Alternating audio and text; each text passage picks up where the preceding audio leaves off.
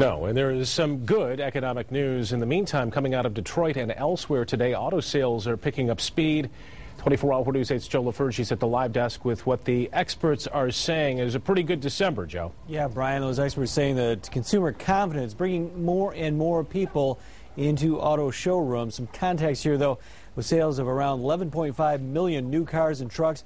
2010 remains the second worst year in almost 3 decades for automakers. Still, those numbers expect to be going up rather than down, and of course that is good news for the automakers. By the numbers, GM was up 6.3% in 2010. Sales of the redesigned Chevy Equinox SUV helping GM gains. At Ford, sales were up 15% as that company grabs more of the market share. F-150 pickups and the popular Fusion and Edge models driving up their sales. Chrysler jumped even higher with a 17% increase over those dismal 2009 figures.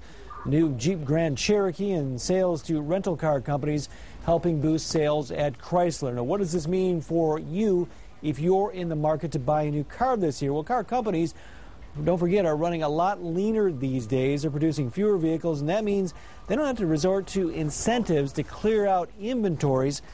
And that could mean not quite the deal you've been used to getting over the last couple of years.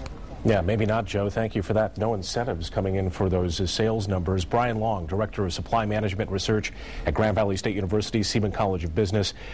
Brian, we've set the table. Let's have the main course here. Let's stick with the auto numbers.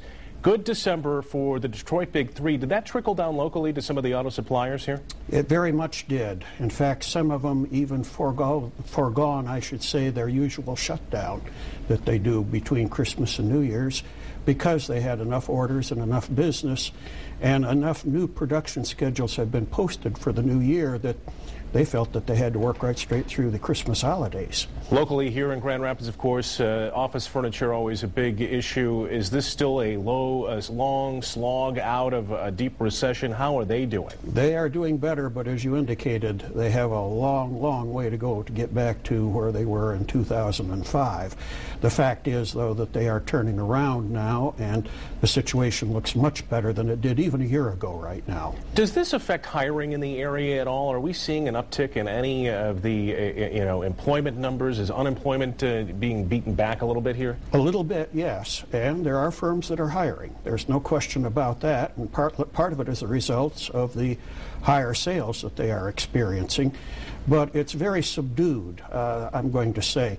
They're not rushing to hire new people like they have in the past, and a lot of the new people that they're hiring are on the temp basis. Okay. And that has become an increasing trend.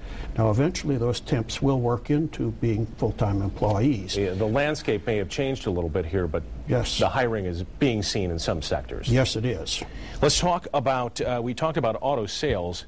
Now, come look at it now, $3.50. Are you talking about, is that what we're looking at for paying for a gallon of gasoline this summer? $3.50. That's entirely possible because, once again, the world economy is picking up right now, and it looks, at the moment at least, as though the rest of the world is going to demand more gasoline than we're currently producing.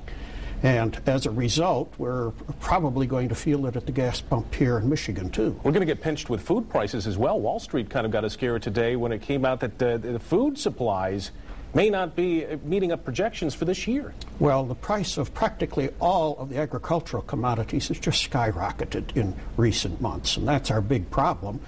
It ultimately has to be passed through the channel someplace. Yeah. And unfortunately, we're probably going to be looking at increasing food prices for the rest of the year as it passes through the food channel. So the consumers are going to get nicked here a little bit. They are, but once again, the commodity itself is not the major cost of most groceries. It's the distribution and many other things that go into it. For instance, a box of cereal, the package costs more than the cereal that's in it. You got that right. Brian Long with Seidman College of Business at the Grand Valley State University. Thanks for your time tonight. Thanks for breaking it down. My pleasure.